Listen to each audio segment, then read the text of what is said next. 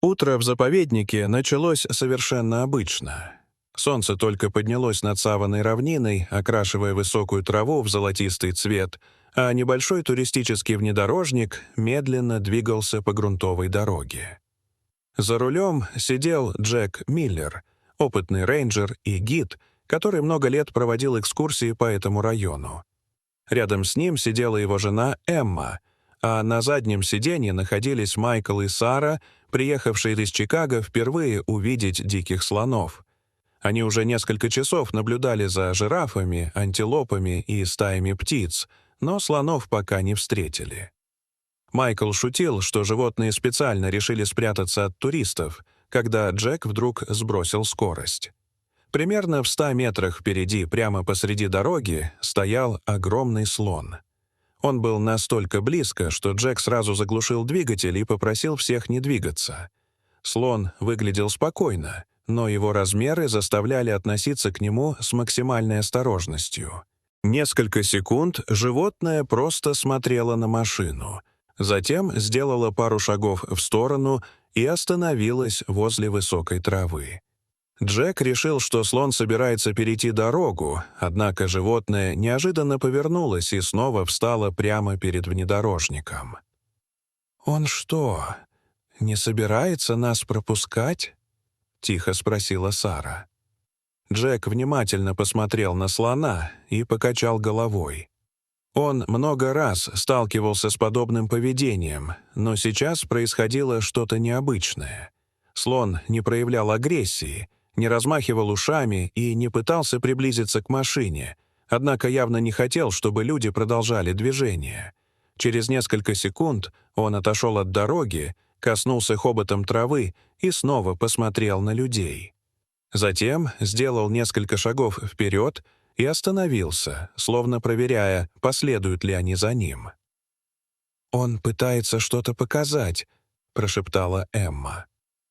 Джек ничего не ответил, потому что в этот момент слон издал низкий протяжный звук и снова двинулся вдоль дороги. Через несколько метров он остановился и повернул голову назад.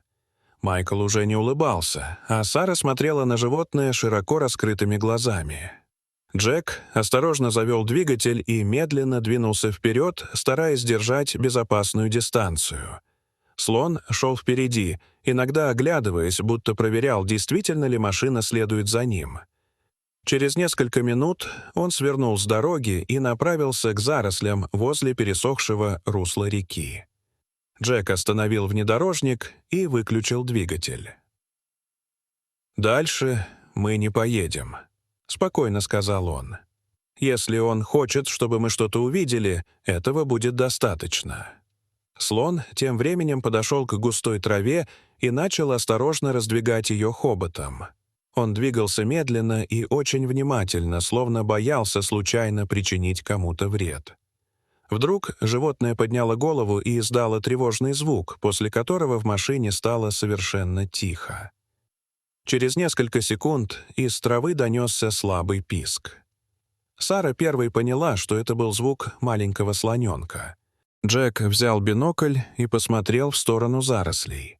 Его лицо сразу стало серьезным. «Там детеныш», — сказал он. Он упал в яму. Майкл приник к окну и тоже смог его увидеть. Маленький слоненок лежал примерно в 10 метрах от взрослого животного, а вокруг него виднелись крутые земляные стенки. Вероятно, ночью детеныш провалился туда, а утром уже не смог выбраться самостоятельно. Взрослый слон несколько раз пытался помочь ему, но яма была слишком глубокой. «Нам нужно вызвать рейнджеров», — сказала Эмма. Джек уже доставал рацию. Он сообщил координаты и объяснил ситуацию, после чего попросил туристов оставаться внутри машины. Пока помощь была в пути, взрослый слон не отходил от детеныша. Он осторожно касался его хоботом и время от времени издавал тихие звуки, на которые слоненок пытался отвечать. Было видно, что малыш сильно устал, потому что после каждой попытки выбраться он снова опускался на землю. Через 20 минут к месту подъехали 2 внедорожника службы охраны. Из машин вышли несколько рейнджеров, которые сразу оценили положение. Они решили не вытаскивать слоненка силой, потому что это могло напугать его и заставить взрослого слона атаковать людей. Вместо этого они начали расширять один край ямы, чтобы детеныш смог выбраться самостоятельно. Пока рейнджеры работали, взрослый слон стоял рядом и внимательно следил за каждым их движением. Когда один из мужчин приблизился слишком близко, слон сделал шаг вперед и громко затрубил, поэтому Джек попросил рейнджера отойти немного назад. Через несколько минут земля была достаточно расчищена, и слоненок попытался подняться.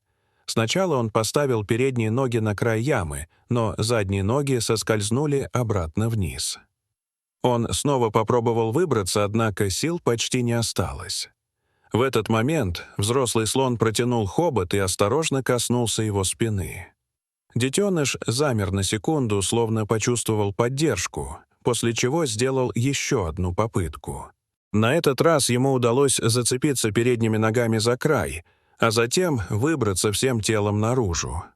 Он несколько секунд лежал на земле, тяжело дыша, а взрослый слон тут же приблизился и обвил его хоботом. Сара не смогла сдержать слез. Она смотрела, как маленький слоненок медленно поднимается и прижимается к взрослому животному, словно убеждаясь, что теперь он действительно в безопасности. Вскоре из-за деревьев послышались другие слоны. Сначала появился один, затем еще несколько животных, которые медленно направились к месту происшествия. Оказалось, что стадо все это время находилось неподалеку, но густые заросли скрывали его от людей. Когда появилась мать слоненка, малыш сразу пошел ей навстречу. Она внимательно осмотрела его, несколько раз коснулась хоботом его головы и только после этого позволила ему идти рядом. Взрослый самец, который остановил машину, некоторое время стоял в стороне, наблюдая за ними. Затем он повернулся к внедорожнику и посмотрел прямо на людей. Джек не знал, можно ли назвать это благодарностью, но в тот момент ему показалось, что слон действительно понимал, что произошло. Животное подняло хобот, тихо протрубило и, наконец, направилось вслед за стадом.